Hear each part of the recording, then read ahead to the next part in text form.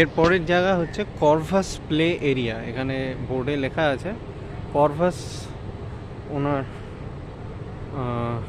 কোনো কুকুর বা ওই বিড়ালের নাম বোধহয়।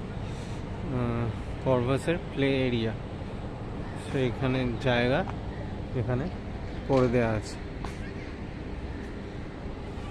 ছোটোখাটো একটা পার্ক মতন বানানো আছে। অনেকে এখানে বাচ্চারা পার্কে খেলছে, দোলনা চড়ছে, কেউ বসে রেস্ট নিচ্ছে। এখানে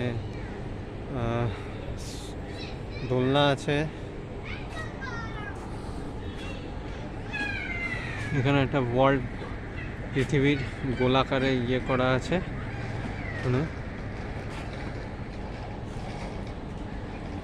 এটার জায়গাটার নাম হচ্ছে প্ল্যানেটারি মেডিটেশন এরিয়া, ইয়ে দেয়া আছে। এটা আর একটা পার্ট কর্ভাস প্লে এরিয়ার।